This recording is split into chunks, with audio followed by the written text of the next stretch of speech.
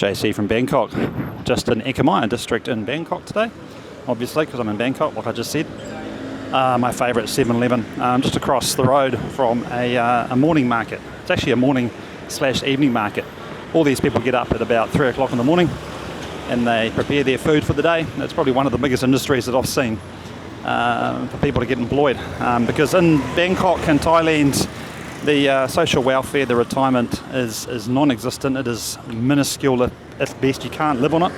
So the great thing about that is that you have no choice. In Western countries we are privileged to have reasonably robust social welfare systems, such as that you could actually not work a day in your life and still have just enough to survive, which is sadly what a lot of people do.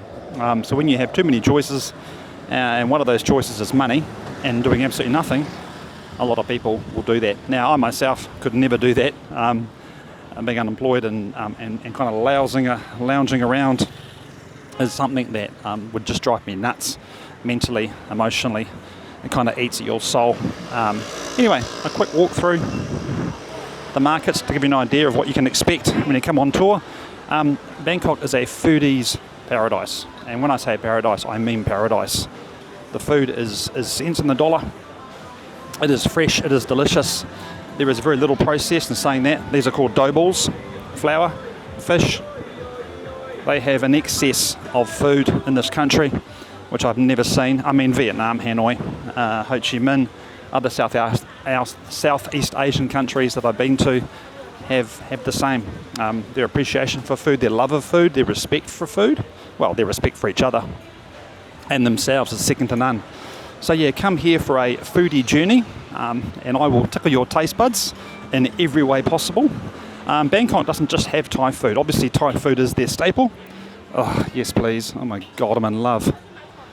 Yes, you will get fat if you can't control yourself. I put on about half a kilo to a kilo a week when I'm in Bangkok. It's not only that the food is amazing, it's not high in sugar. It's not the fat that kills you.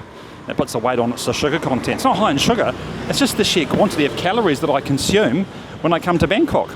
I have another little addiction other than Thai food and Thai people and Thai culture. It is beer. The beer is cheap.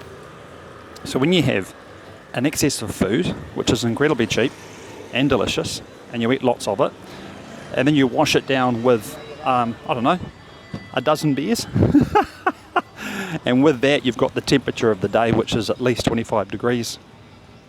It can get up to 40 degrees in summer. We're in winter now, so it's actually very pleasant. Winter is incredible. Winter is not humid.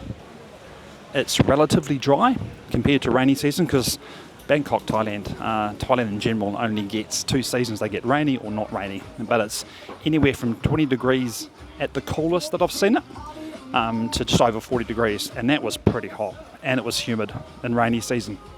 So yeah, I will give you the ins and outs of which seasons to come. Check out those chilies. I'll give you the ins and outs of which seasons are best to come depending on your vibe. If you're an outdoorsy person, you want to be coming in November to February, March, and then it starts getting hot again in April.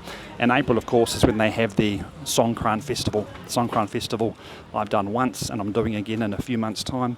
It is incredible. Look at one of my other videos, looking for the Songkran festival video. It's mad. You don't have to go mad at the festival. You can go slightly outside of the festival. But yeah, we get millions and millions of visitors to Bangkok. And yeah, it's all foreigners, of course, and the locals take part as well. You'll get covered in mud, you'll get covered in water. You'll be sitting in a bar, minding your own business. You don't want to be too close to the front of the road, and you'll get inundated. You'll get soaked. So if you have a sensitive ego, don't come to Bangkok and Songkran, because you'll get covered in mud and water no matter where in the city you go. But that's the vibe. That's the vibe. If you want to avoid some of the madness in Songkran, stay at least 3 or 4 meters away from the front of the door of the bar or restaurant that you're in, and on the main road you'll be fine. You won't get watch out, crossing the road here is lethal. Yeah, sad fact, about 60 people a day in Thailand die from road death. 70 million people though, so I mean, it's going to happen, right? They don't really wear helmets it's not really a thing. They're supposed to, but they don't. The police will pull over and they'll target the foreigners.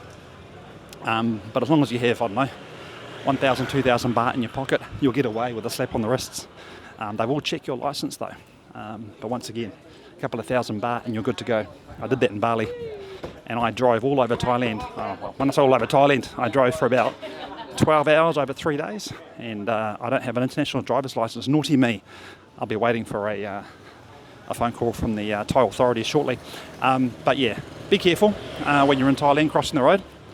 You only get one chance, all right, to fuck up, and you don't want to be that person. I was actually in a bar 2 days ago, and this was this went viral all over Thailand. A gentleman who was a food delivery driver with 4 kids and a wife had an altercation with a driver, a car driver, taxi driver, and he stomped the delivery driver. The delivery driver took off, tried to escape from the situation. The driver pushed him into a barrier, and sadly he didn't make it. And that all happened in front of me, so it's quite sad. So I haven't seen many accidents. In fact, I've seen more accidents in New Zealand, where there is far less traffic and far less people. I see accidents in Auckland City on a bi-daily basis. Either accidents that happen in front of me or accidents that have just occurred. But yeah, don't see it a lot in Bangkok, considering there are so many people, so many cars and so many bikes. Anyway, I'm going to stop ranting. I'll let you get on to another video, and I look forward to seeing you in Bangkok soon. Bye.